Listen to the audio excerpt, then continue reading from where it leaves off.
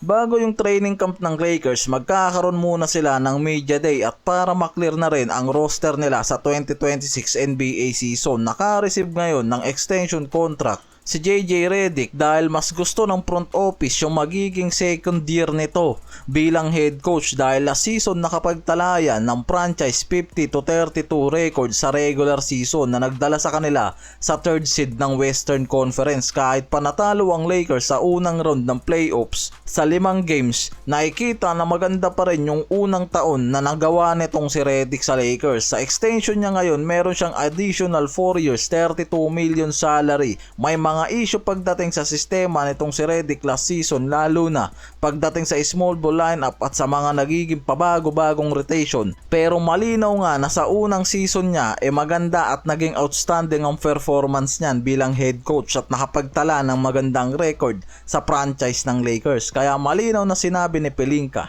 na yung extension contract na binigay nila kay Redick ngayon nagpapakita lang ng tiwala sa pangalawang taon nito at sa sistema na pinapatakbo niya sa Lakers. At nilinaw ng mga to na si Redick ang basketball leader pagdating sa coaching at court performance ng Lakers sa parating na season. Merong 3 years 165 million extension contract si Luka ngayon, kasabay niya ng 4 years extension halos nitong si Redick. Kaya malinaw talaga ngayon sa Lakers na mananatili ang sistema kay Redick at bagong era naman kay Luka Doncic. Dahil malinaw na si Luka nakapokus sa Lakers franchise at walang balak na mag-reshape ngayon at nakalock in yan bilang parte ng future plan at malinaw na may commitment sa Lakers bilang bagong foundation ng roster building pagkatapos ng LeBron era. Dahil nagkaroon ng tension sa pagitan ni LBJ at front office, gusto ni LBJ magkaroon ng extension contract pero walang balak nga ang Lakers at ang front office na bigyan yan. Base sa report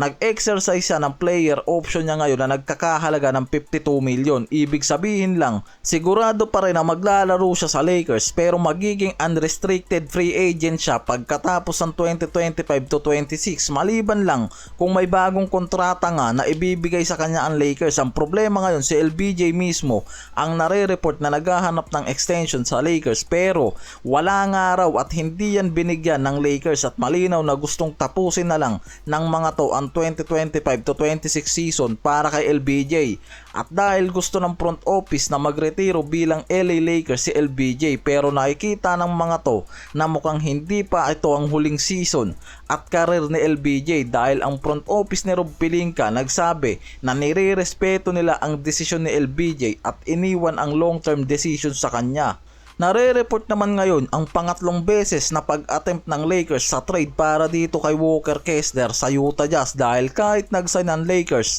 kay DeAndre Ayton bilang starting center, nananatili pa rin hanggang ngayon na target nila itong si Kessler dahil nakikitang may kakayahan to sa rim protection at sa pagiging threat sa lob plays. May kombinasyon ng athleticism, youth, defensive presence at nakikita ng mga analyst bilang ideal complement to kay Luka Doncic at LBJ. Ang problema dyan, may mga report na makukuha nila si Kessler pero kakailanganin ng Lakers na isama sa trade itong si Austin Reeves at maraming first round picks. Dahil hindi nagkaroon ng agreement ngayon sa extension ang Utah Jazz dito kay Kessler, kaya papasok yan bilang restricted free agent sa susunod na offseason kapag nag-offer ang Jazz ng qualifying offer sa kanya at malinaw na magkakaroon ng Jazz ng karapatang i-match anumang offer sheet na darating sa kanila dahil sa restricted status ni Kessler. Sa pangatlong subok ngayon ng Lakers para dito kay Kessler, nare-report na makukuha nila yan pero kakailanganin talaga nilang isama sa trade package itong si Austin Reeves at mga first round picks sa isang article na lumabas sa Sportskida na nagsasabing possible talagang isama ng Lakers ang contract ni Reeves na nagkakahalaga ng 53.9 million kasama ang first round pick at ilang mga expiring contracts bilang bahagi ng trade package dahil ang Utah Jazz mataas ang hinihinging price, asking price para dito kay Kessler dahil alam nilang may malaking demand siya at alam nila rin na malaki ang pangangailangan ng Lakers pagdating sa top tier at young center tulad nga ni Kessler na hawak nila, kaya mas kailangan magdesisyon ang Lakers kung handa silang bitawan si Austin Reeves.